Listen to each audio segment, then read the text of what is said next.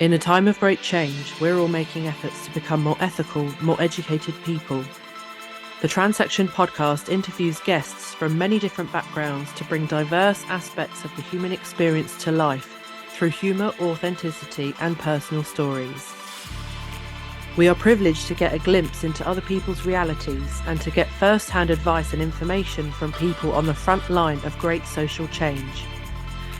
I'm Harris Eddie Hill, an out and proud trans non-binary person, an inclusive mental health coach and a best-selling author, and this is the Transection podcast.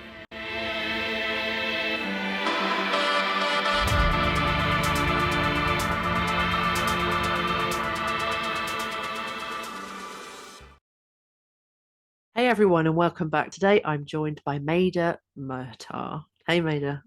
Hey, hi everyone. I have guested on Medha's podcast many times now, and I finally managed to get her on mine. And Medha, do you want to tell us a little bit about what you do on your podcast? It's pretty interesting. It is interesting. So I have two parts of my podcast. One is where I share my personal evolution and the practicalities of trying to live a spiritual life in the practical, physical 3D world. And the other part of it is I channel a collective called Oron. So people come on and ask Oron questions. So if people aren't too sure about channeling, if you've heard of Abraham Hicks, it's really similar to that. But it's basically like a really kind of expanded energy and consciousness, really big picture perspective. And I don't they're not asking me, they're asking Oron. So I sort of step back and get to listen and be a witness, and that the information comes through and I get to listen back, and it blows my mind just as much as it blows the guests of the audience's mind, which is pretty fun. Yeah, it's so cool. A guest and another sort of podcasty friend of yours, Esther, is who introduced me to you. And when she said you can go on and ask a question, I was like, oh, I've never got to do that before. I've listened to the Abraham Hicks stuff for ages. You know, Yeah. I love it, and I love it as a concept, but I was like, it doesn't quite capture the whole thing for me. Like it seems a little, it's kind of, I feel like it's a bit too focused on just like one aspect of kind of being like a, you know, an energetic being. What's your take on that? Like it, you know, compared to channeling Oron, like how does it feel different to you? So this is so interesting. I don't know if you know, but in 2 weeks I'm going on an Abraham Hicks cruise to New Zealand in 2 weeks. Yeah, so I first came across them, I don't know, maybe 10 years ago, and I will say, addicted. Like I would start my morning every morning for years listening to them, and it was so uplifting and I just adored it. And then I don't know what happened, but it's like their energy dropped off for me. Like I wasn't called to them, I wasn't called to listening to them or anything. And then out of nowhere, 3 years ago, I saw this cruise being advertised and something came up and I went, oh, I think I might want to go on that. So I booked it, COVID. So 3 years later, now it's coming up. And for a while I was like, do I really even want to go? Like, I'm not actually that excited about the workshopping bit. I'm more kind of excited about the cruise bit, but it felt like a definite yes to keep it going. So that'll be fun and exciting. I haven't heard them for years, so I don't know what stuff they're even talking about now. But I agree with you with what you said. I feel like it's like Abraham Hicks and Oron are a similar energy, but a bit of what they say is slightly different. So from my version of hearing Abraham Hicks, they talk a lot about like focusing on the positive and expanding the good feeling and not focusing on the bad things. And, you know, if you've got one thing going well in your life, the other stuff will sort itself out. So focus on the good thing. And that's quite different to what Oron say. So Oron say that like our energy system, our consciousness is always attempting to heal, to expand, to grow, to evolve. And if a negative, as we perceive it, emotion comes up, it's for a reason. It's because that thing is ready to be looked at, to be acknowledged, to be healed, to be transmuted. And so they say, rather than, you know, just ignoring all the bad and focusing on all the good, focus on the good when you feel good. Fantastic, awesome. But the moment something comes up, it's like a little energy pocket or a little part of us going, oh, hello. I'm actually not a match to all of that beautiful, delicious stuff that you've got. And so can you help me? So like if we've got like a beautiful dream and we're feeling excited about it and then some fear comes up, my understanding of what Abraham says would be, don't worry about the fear and just focus on your dream. Whereas what I hear Oron say, it's like, love the dream, but also acknowledge the part of you that is feeling fear or doubt and address those concerns and those needs. Because every pocket of us has got like wisdom and gold. And when we don't pay attention to them, when we kind of turn away from them, we disconnect from the power and the energy and the wisdom in that. So that's how I feel like they're different to Abraham. Yeah, 100%. And I really like, I feel I was kind of addicted and really leaning on the Abraham Hicks stuff at times when I was doing a lot of avoiding and trying to control, my reality and avoiding, the very real situations that were facing me. And it really led me into like not a good place. I'm not blaming them. It's just I'm saying that I used a lot of that stuff to kind of feed my less than well-rounded behavior, and it ended up uh manifesting in a big breakdown. um you know and at the time it was really unpleasant. Over time I've begun to also really value that breakdown and like how I've actually grown out. I felt like I fell apart to come back together again. And it's been really positive ultimately. But in healing from that breakdown, I've vibed so much more with like Oron and your channeling and the way of being like, this whole idea that there are bad feelings and good feelings is just total bollocks. And it's something I've really incorporated into my own sort of healing practices. And I'm in the healing professions as well, so I'm helping a lot of my patients at the moment to address those negative feelings. And just this idea that I feel like listening to you and Oron has brought is just this idea that actually those aspects, I kind of knew this in theory, but I've really practiced it and listened so much to you talking about this and demonstrating it. And it's amazing what a difference it makes to people just to go there, just to ask the question. I had a patient start with me a little while ago in my job, and she was talking about anxiety, and I said, what do you think the anxiety wants to tell you? And the look on her face, I mean, I could tell she really wanted to swear. Like, it was anger. Her instant thing was anger. And like, I could just feel from her that she didn't want to go there. She didn't want to find out what the fucking anxiety had to say. She was like instantly so pissed off about the whole thing. And she was so angry at her anxiety. And I was like, wow, that's powerful. But since I've started to utilize this for myself, for other people I know, and for my patients, it's been like revolutionary, even though it seems so simple. Yeah, I think it's life-changing, and I think it's simple, and I think it's widely misunderstood. Like, I think you can have a lot of conversations with conscious people who are doing personal development, who will in conversation acknowledge that, yes, of course, all human emotions matter and they're all valuable. But in the practical heat of living, the truth is that those shitty emotions feel shitty, and we don't enjoy feeling shitty. But even deeper than that, I feel like a part of us inside of us knows that in theory, we're supposed to feel good, which is why I think the things that don't feel good tend to feel wrong to us, like bad to us, and we sort of shut down from them. But what I've discovered with this work, with myself, with clients, with all that sort of stuff, is that you can't just disconnect from the negative emotions without dulling the good ones.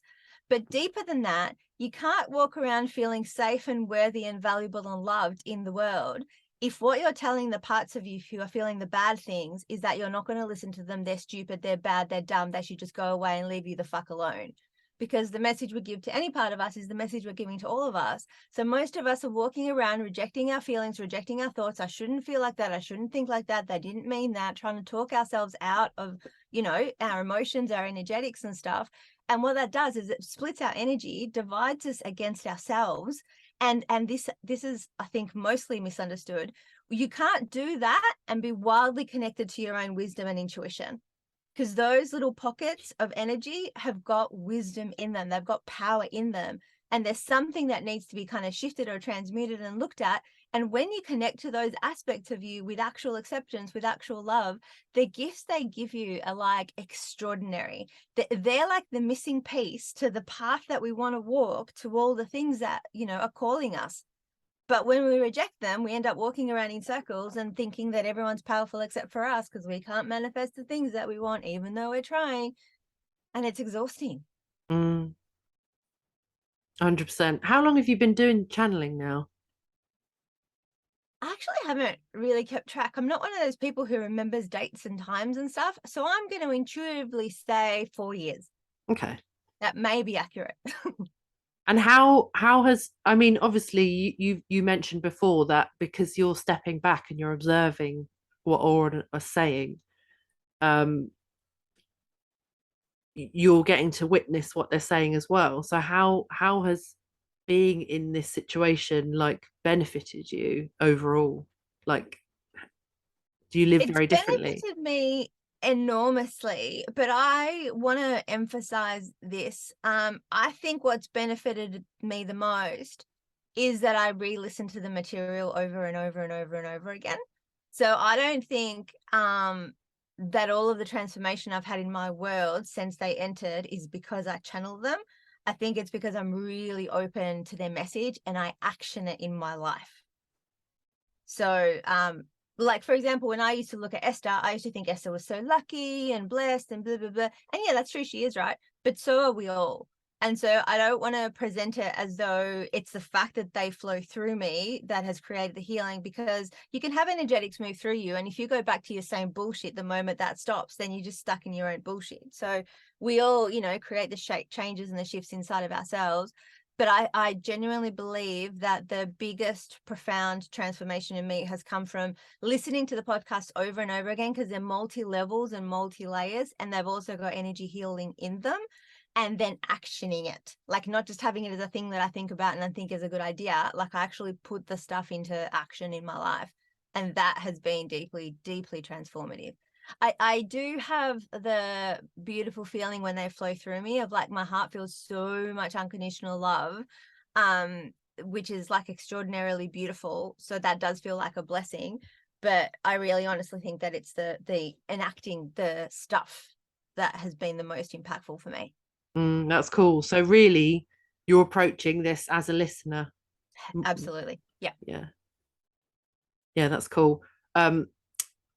I often can't remember my conversations, so I also appreciate my podcast as a listener, and I get the joy of having the conversation, and then I get the joy of listening to it almost like it's for the first time and I've never heard it before.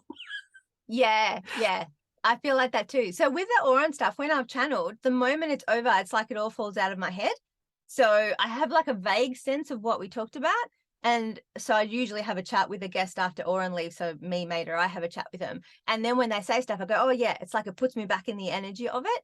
But generally it just all falls out of my head. And it happens to most of the guests, and a lot of the people who actually listen to the podcast say the same thing. It's like, you can't retain it all. It's not possible. And I feel like when I listen to it, it's like my mind has to stretch, and then it goes back slightly less than what it originally went back. So it's like a gradual process of extending the consciousness with every listen.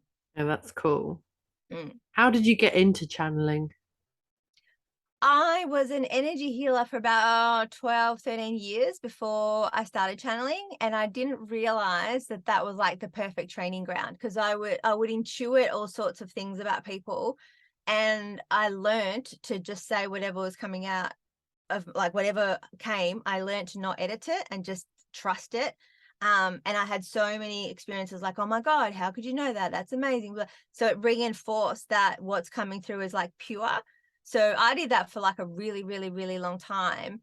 And it got to the point where I never questioned a single thing. Like I just, whatever came, I didn't go, should I tell them this? It was just blip.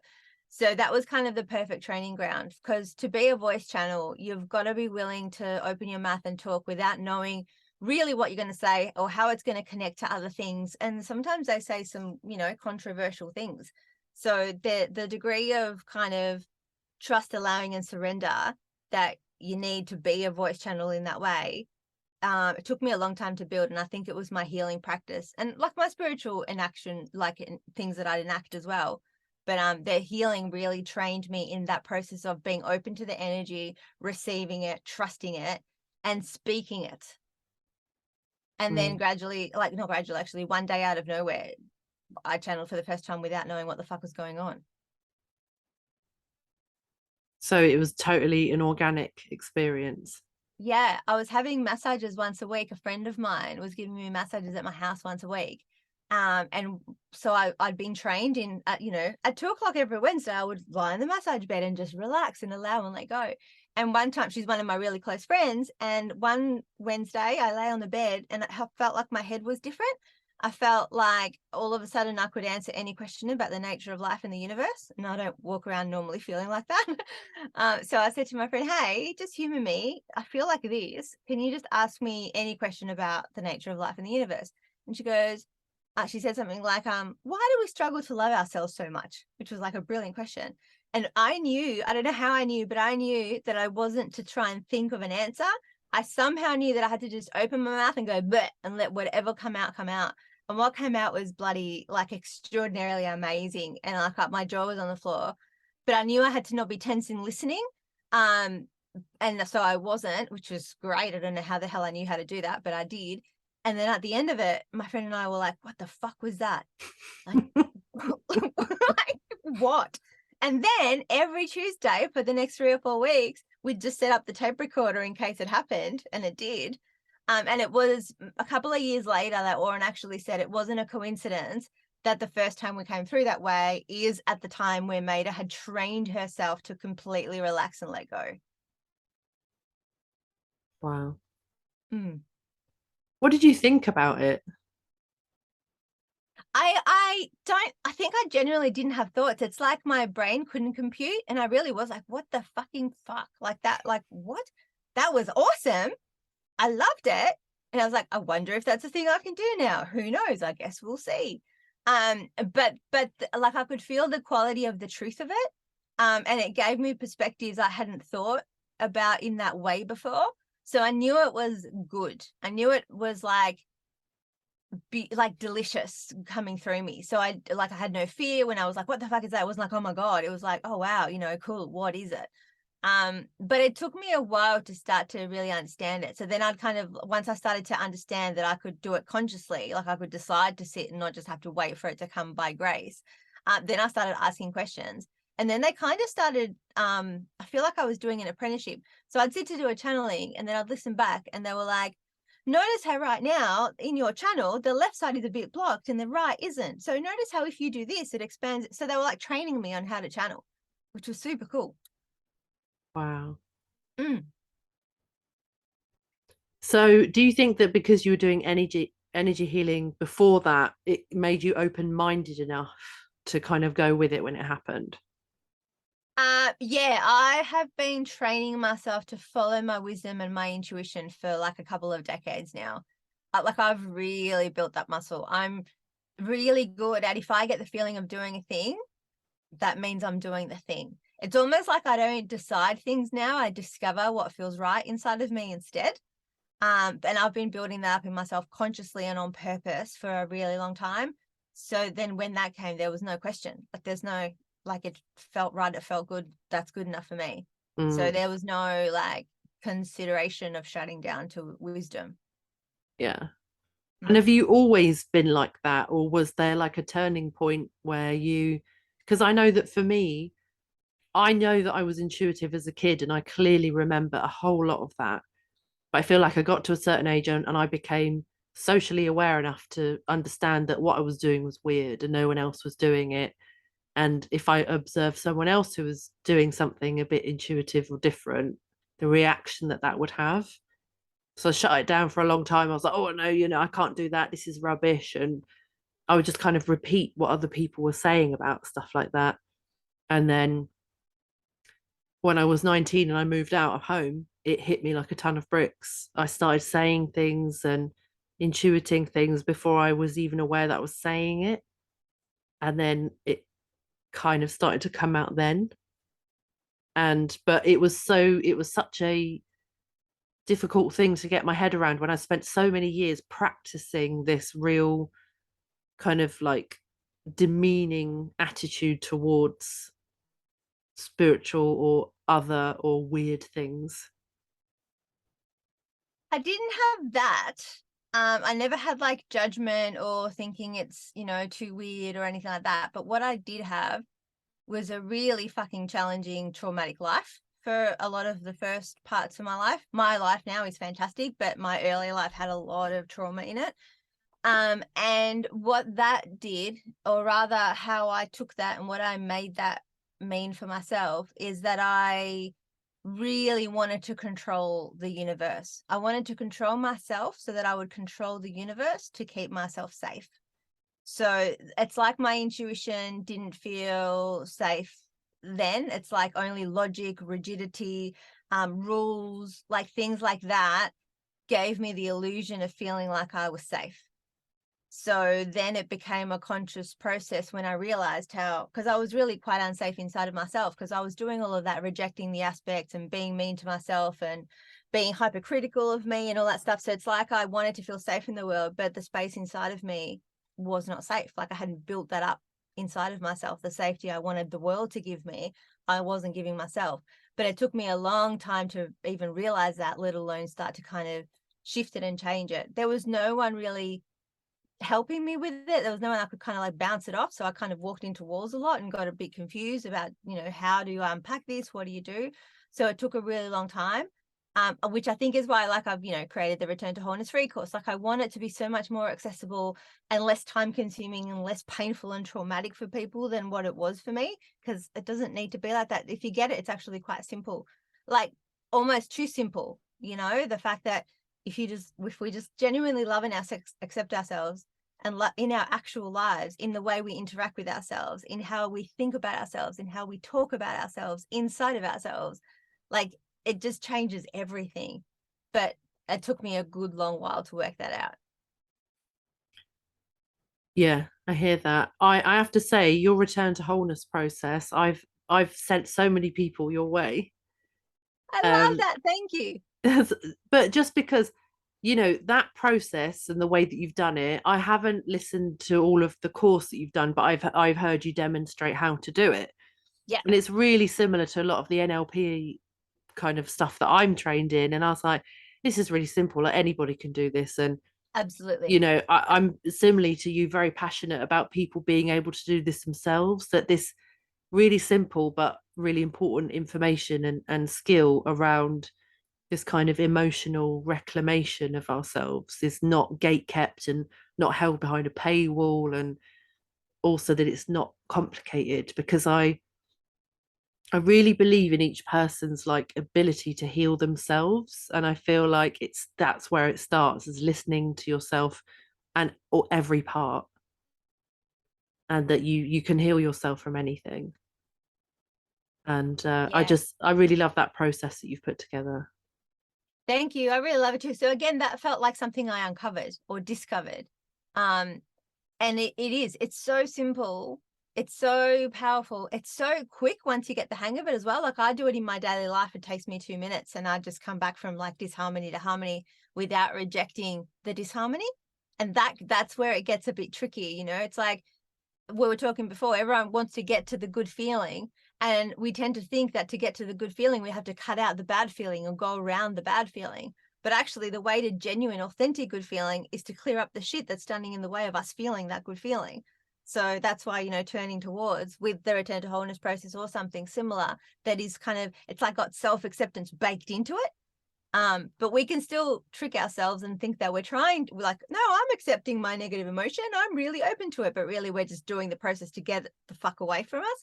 So we can't trick ourselves. Like it's not possible because it's us inside of ourselves. So it also hones in your kind of self-awareness when you keep practicing it and playing with it and seeing if you're not moving, there's lack of acceptance in there somewhere. So the game is to find where the lack of acceptance is. And then when you find it, you get to celebrate yourself because, yay, look at you. You found this hard thing that was trying to hide from you and you were trying to hide it from yourself and you let that go and you let yourself see it. Yay. Like that self-celebratory thing can be so powerful and it's so underused.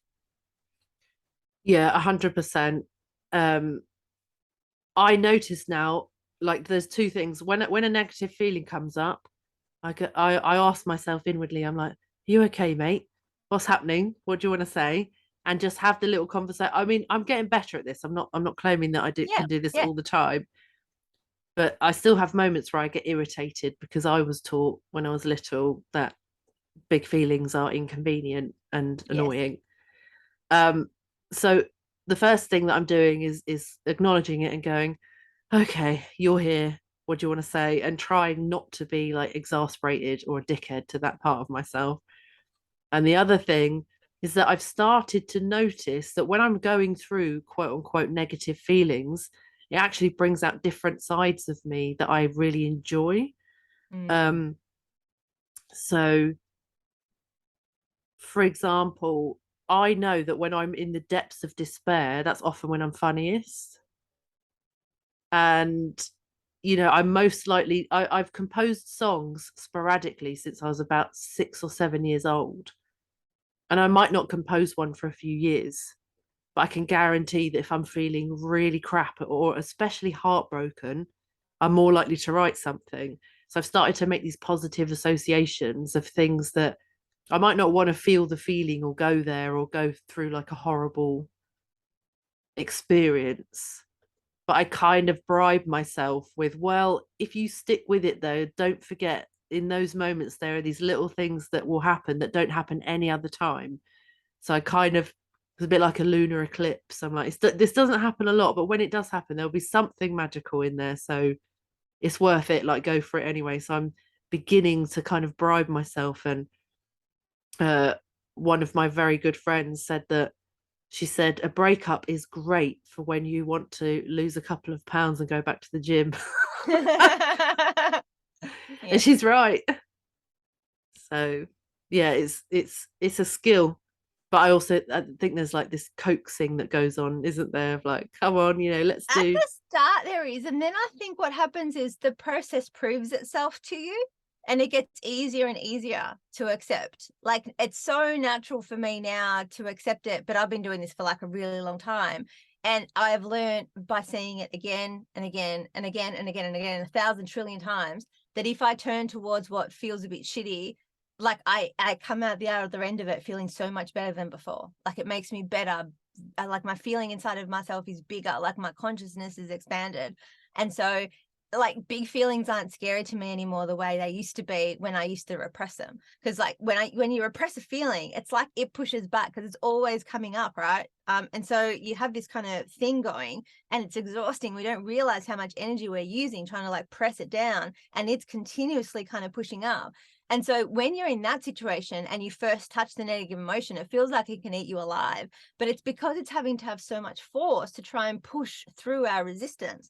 But once you stop that pattern of resisting, it doesn't have to grab you by the shoulders and shake you in the same way. It, like, sometimes my feelings are still big, but it's like they're more manageable, not because I'm managing them, like I'm not controlling them, but because they don't have to like shake me or slap me to get me out of my repression mode. It's much, much, much, much easier. So yeah, at the start, you could have kind of coax yourself because you probably feel slightly unsafe still. It feels a bit icky or weird or wrong to like move towards the bad instead of the good when it's been so trained into us.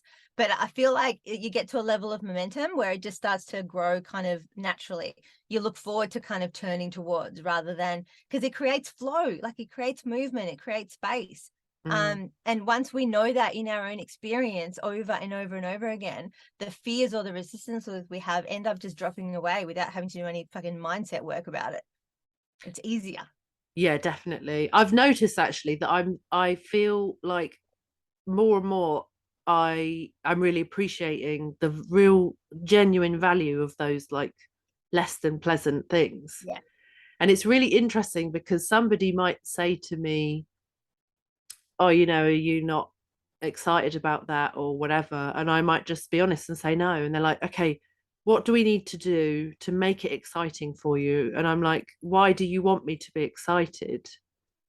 They're like, oh, wouldn't you prefer to be excited? I was like, no, I just want to feel how I feel. Like, and I'm fine with it. If you're uncomfortable, then I'm not That's your changing work, for isn't you. it? Yeah. Yeah. As I'm sorry, but you know, and I find that now I'm mostly dealing with other people being uncomfortable with my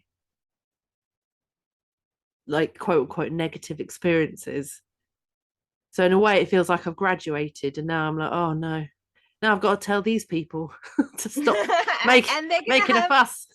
Yeah, they're going to have whatever bloody reaction they have based on their filters, because most of us resist, it's like, oh, don't cry.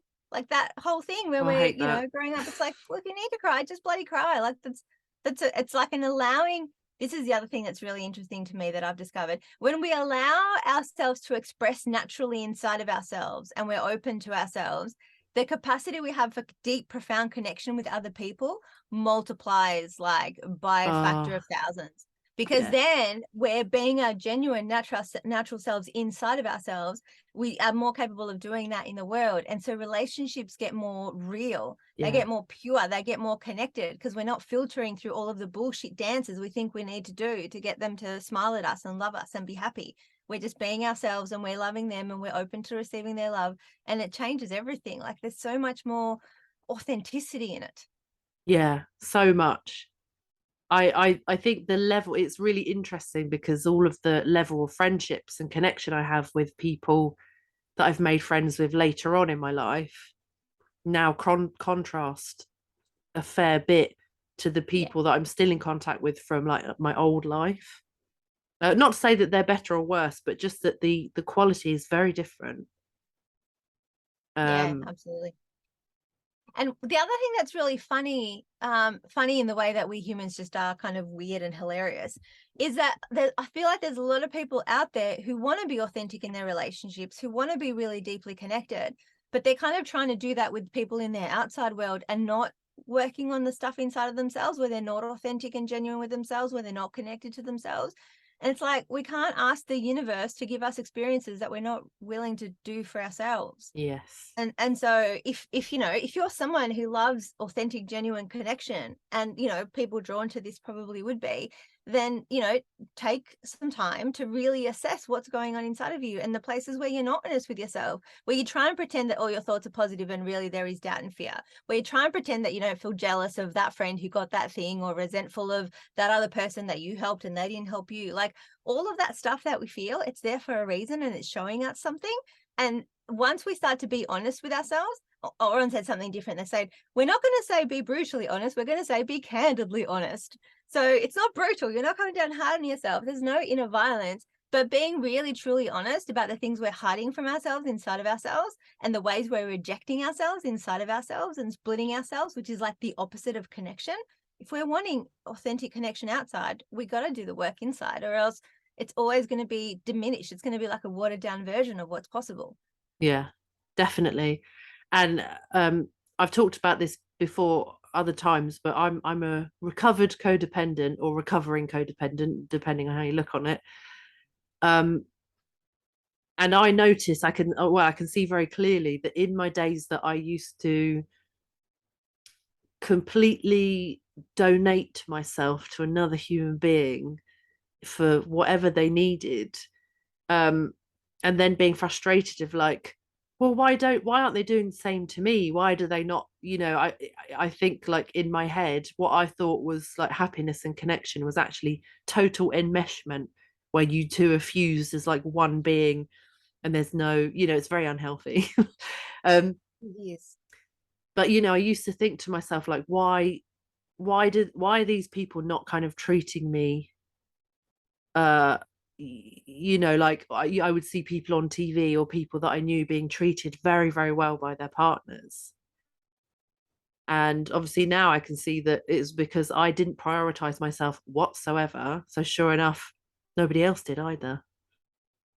Yeah. And and I've had friends in recent times who are kind of going through this realization themselves.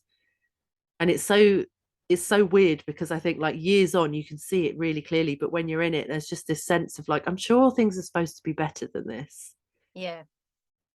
but there's no, you don't know that, you only know that intuitively, and it hasn't happened yet. um have you ever had, or has Oron ever had words about like recovering from codependency or anything along those lines? They haven't used those words exactly, but I think that's part of what they're teaching is for all of us, because we're all partly codependent. So, Yeah. so what they've explained, and this is what came through the first time they came, actually, when my friend asked, why do we struggle to love ourselves? They went into this really detailed thing that I think is so helpful. I had never thought of it like that, but once I heard it, it's obvious. So I'm going to say it. So they say that we all children come in fully connected to their self-worth and their self-love and the feeling that they're like the center of the universe and they should have everything that they want, right? Which is why they'll have a tantrum if they can't have ice cream for dinner because they can't conceive of the fact that you're saying no to them. Why would you? They deserve all the things. So we all come in like that. And then gradually we start to notice that certain behaviors we do make people around us smile, which looks like love. And then other behaviors that we do make people frown and it looks like they withdraw love. And then at the start, like kids will have tantrums and go, I hate you. And then still expect to be cuddled afterwards, right? Like they don't feel like saying I hate you makes them unlovable. It's not a thing. But like after an experience and another and another and another and another and another, where we notice this behavior makes them smile and make us feel loved, and this behavior makes them angry at us and it makes us not feel loved, we start to slowly drop our connection to our own worth and try and exchange for the feeling of being loved and worthy on the outside. So we try and do the dance that creates the smiles. And as that happens more and more, we disconnect more and more with our feeling of self-love and self-worth and kind of guide ourselves by who do we need to be to create that result in the outside world. The more we do that, the more we have to like disconnect from aspects of ourselves. So it becomes this vicious cycle of addiction that we're doing the thing out here so that we get the reward out here.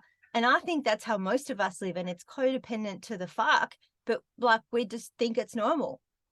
And it's not until we start to get clear and untangle it and start to rewire our inner connection to our own self-love and our own self-worth that we can genuinely let go of the addiction to it from the outside. Because you can't ask yourself to give up your addiction from the outside without replacing it with something. That's not self-loving or that's not reasonable. And so that process of building that up on the inside, I feel like is the antidote to that enmeshment that we have with other people, because we are subconsciously having an unwritten contract that we think that they've signed, that if I do this for them, they'll do that for us. And then everyone's like in bondage. But you can't free yourself out here. You have to like free yourself in here. Give yourself the resources here that will allow you to stop white knuckling the grip over that person. I love that. Yeah, that's so cool. It was really interesting because I made a realization recently that I was feeling really good about where I was. I was like, I've done loads of healing. I've been through trauma therapy twice. It wasn't that I thought I was done. I just realized that I'd got to a place where I was like I felt quite functional and happy. And I was like, okay, so moving forward from here, I'm going to continue to do these things that are working for me.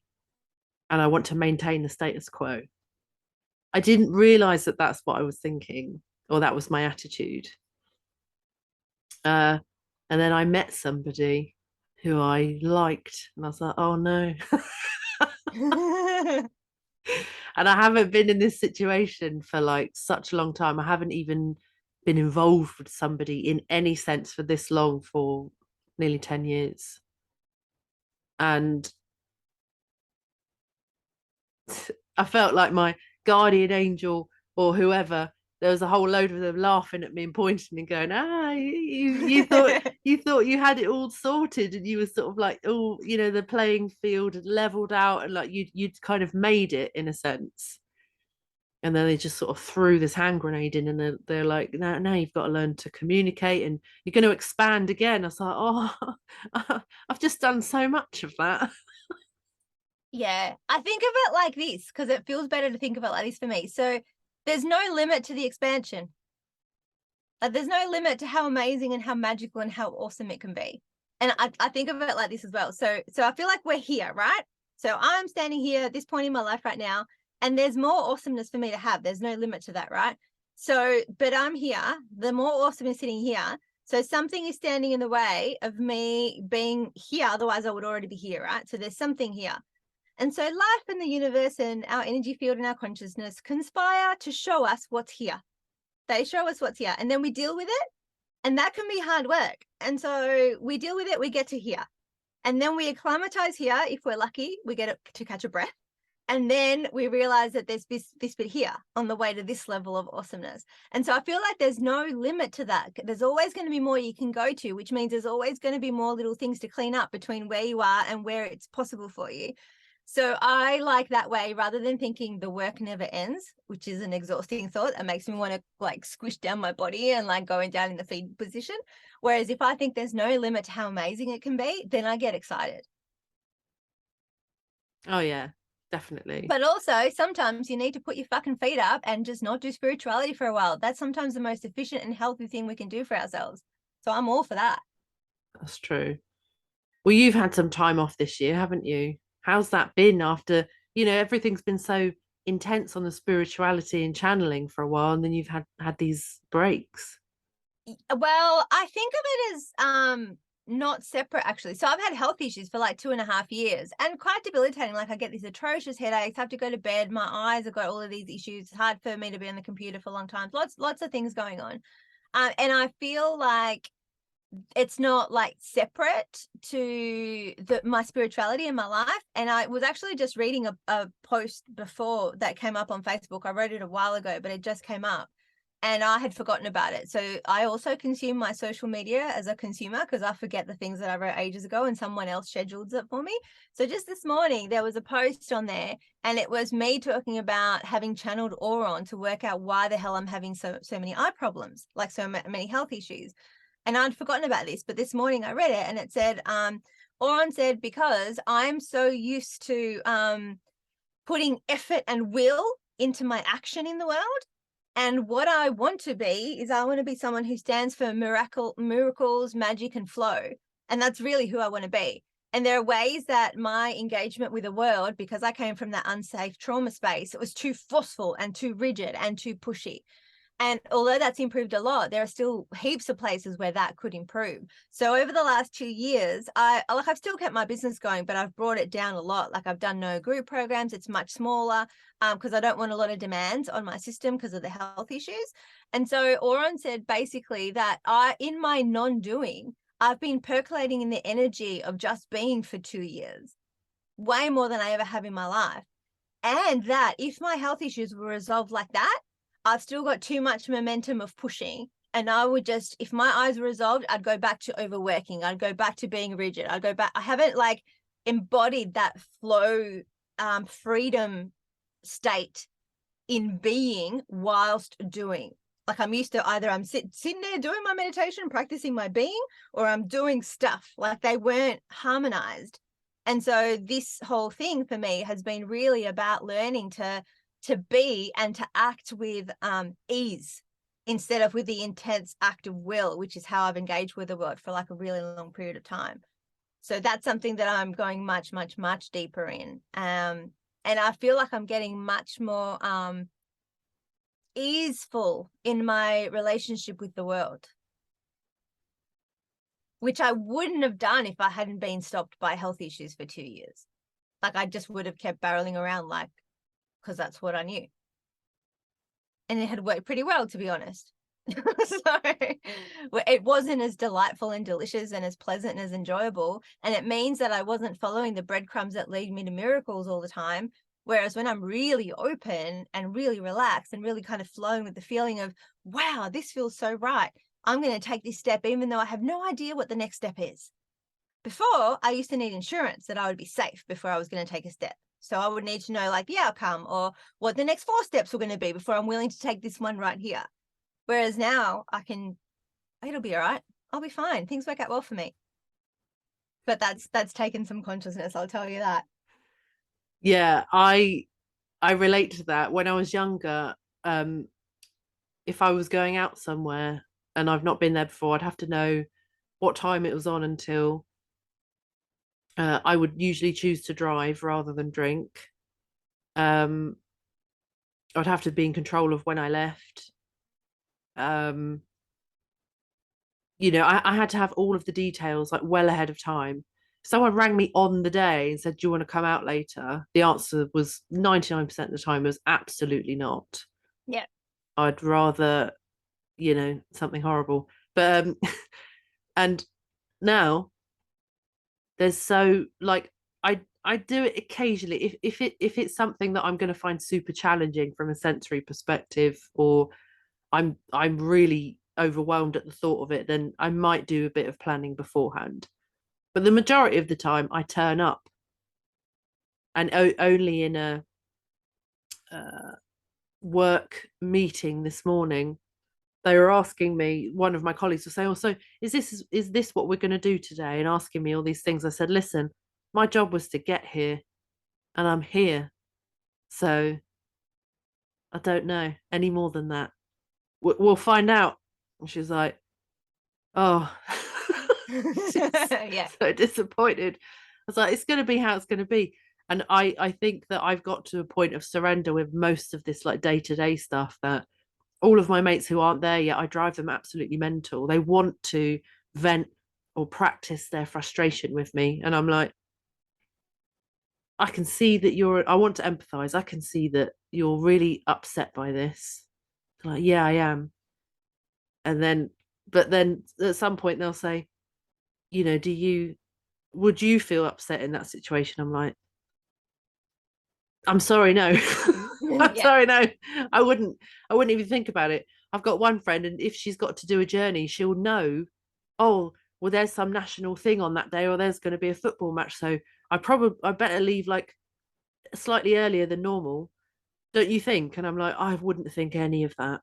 I would really believe that I would get there when I'm meant to get there. And beyond that, I would just be thinking about what audiobook or music I wanted to play in the car. That's about as far as it goes. It takes, though, I think, a certain level of safety inside of yourself before you can be as surrendered as what you are, as opposed to your friends, though. Like, I think that really genuinely comes from that relationship of safety, because it's like you're trying to ameliorate potential problems and solve them before they happen. It's like a stress anxiety state. Like, I remember it. I remember having to have my list of things that I was worried about, because worry felt like insurance, because if I was worried, then I'd be prepared. Yeah, Like it made a 100%. logical kind of sense to me. But it took a lot of building that feeling of like, things do work out well for me. I've got my own back. I can trust myself. I'm resourceful. Like building that as a feeling rather than an idea, I would think in my head, was a massive catalyst for me to be able to surrender more and more and more. Because it's like in the healings, when you asked me about how I learned to channel, and I said through the healings, I had really built up the skill set of being so allowing and so amazingly extraordinary, flowing and intuitive in sessions, but my life wasn't always like that. It was like a category at which I was like a ninja at surrender, and the rest of my life I was like, grade 3, grade 4. So it's being able to transfer that skill set to the other areas that has given me a really sort of solid basis for myself, so that things are less scary now. I don't feel like the rug's ripped out from under me as easily. Like right now, so my dad's just been diagnosed with a really aggressive form of brain cancer. His treatment starts this afternoon. And that has been scary, and it's been stressful, and it's been really, really full on.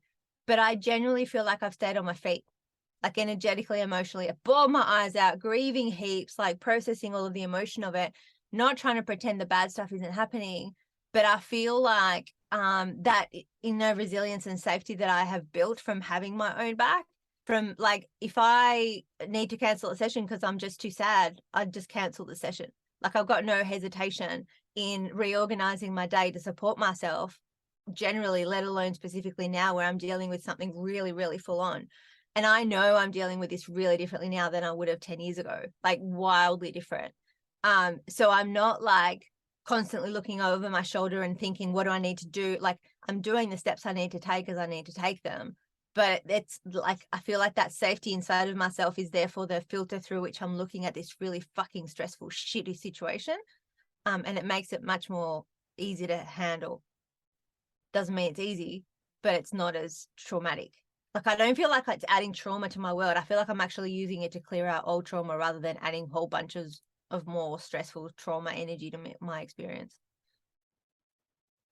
Yeah, that's really interesting. And yeah, what, if you are happy to share, like what traumas, or maybe an example that you have found during this time that you weren't expecting, or So when I say I feel like I'm clearing out old traumas, I had an abusive alcoholic mother who did not love me but loved my brother. That's not fair. She did love me, but from her wounds, she would like attack me and say stuff like, "I wish you were never born. You're the worst thing that ever happened." But she like adored my brother. So that was quite difficult because like the idea that I had that I was responsible for the entirety of the universe. Like my mum told me everything was my fault. So that happened. I've also had like health issues. I was involved in a cult. I was involved in an abusive emotional relationship. So there's a whole bunch of stuff that my system has kind of held on to, this like feeling of I'm not safe. I'm on my own, so I'm responsible for everything. And I'm not safe. That's kind of the feeling that I've carried all the time. And I feel like with this thing with Dad, I wear one of these tracker Fitbitty things, and it measures my heart rate and my stress level.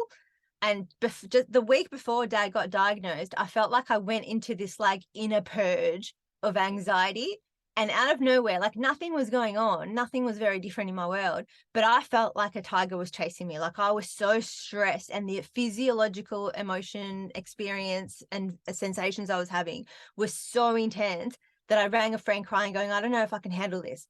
And my friend goes, "You're really strong and resilient as fuck, and you're going to be fine." I'm like, "Okay, thanks." I needed to be reminded. But my heart was racing, and my measurer thing went crazy. For about a day and a half, it's like I couldn't sleep, I couldn't rest, I was so agitated. But when that cleared, I felt like I went, and like a whole chunk of heavy shit of like life and death trauma, kind of survival stress, felt like it dropped out of my system. So that was before Dad got diagnosed. Then Dad got diagnosed. It's been like 3 or 4 weeks of really crazy stuff with my dad. Since then, I felt like I've done that process a couple more times where my body feels like it's just clearing out old survival stress. So I don't feel like I'm stressing about my dad dying and then adding more stress to my system. I feel like sometimes I have thoughts about Dad not being here. It's like the doorway opens and my old stress feels like it's like filing out of my system. That's what it feels like. Such a different experience, right, to what we're used to hearing. Yeah, because I hadn't even thought about it, but like if I had thought about it, I would imagine that this would add more stress and trauma to my world, but that's not what feels true. So it's like I discovered that it's happening this way, and it's way better. I vote for this. That's amazing. Medha, thank you so much for joining me today and having this conversation and sharing all of your amazing wisdom. It's been my pleasure. It was really fun. Yeah, thank you. If people want to come and find you, where can they find you? Well, I'm just releasing a Substack newsletter, which is going to have the free version is going to have all the things that you need. It's going to be called Great Things, because I'm going to be writing great things and sending out great things. And it's got I really care about keeping all of this stuff light and joyous and playful, like the importance of that for us as grown-ups who are doing personal development, sort of spiritual work, is so misunderstood, I think, like the value of it and what it brings. So I write newsletters. They're kind of like stories with cartoons. And the biggest compliment I've gotten was someone said to me recently, "You're writing to me about your dad's cancer diagnosis, and it's bringing me so much joy and delight with your cartoons." And I nearly cried from happiness, because I feel like even the shit stuff can be the great things, like even the shit stuff we can laugh through, we can have like a lighter attitude towards. So I send newsletters that have got, like cartoons and messages and all that sort of stuff, which I absolutely love. And that's at greatthings.substack.com. Nice. Thank you. I'm on all the socials as well as Oron and Medha, OronAndMedha. So Oron's a Collective Eye channel and Medha's me. Nice. Thank you. I will also put a link to your website, which has got your free return to wholeness process on there as well in the show notes. Thank you. Yeah, I would love the whole world, for anyone who's interested, for that to be like freely available. So it's manageable. Like it's not a big overwhelming course, because it's a free thing. It doesn't come with support, but it's enough for people to get a sense from lots of different angles about how to start working with the process. And I genuinely credit that process with having like changed my life dramatically. So when I said to you, the biggest transformation I've had from Oron is from consuming the material and putting it into action. I'm talking largely about doing the return to wholeness process, which is, where you actually start to learn to accept your emotions and be there for yourself and become your best supporter and start to build that sense of safety inside of ourselves. So then you walk into places already feeling safe. Yeah. And worthy and deserving and important, and like you're worth prioritizing and valuable, and all of those delicious things that we're trying to get the outside world to give us without us giving it to ourselves. Yeah, 100%. And just for the listeners, I've recommended this course to like so many people at this point, including like trauma survivors, all sorts of different people who've got like long-term depression, anxiety, people who've got like recurring emotional problems that they just don't know how to deal with. And it's so simple but so important, and I can't recommend it enough. It's such a valuable resource. That means a lot. Thank you. I really appreciate it. It's a pleasure. Thank you so much for today, Medha. Pleasure. Thank you for listening to today's episode. If you enjoyed it or found it insightful, please leave me a review and share with others.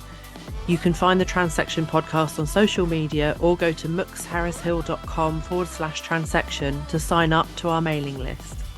See you next time.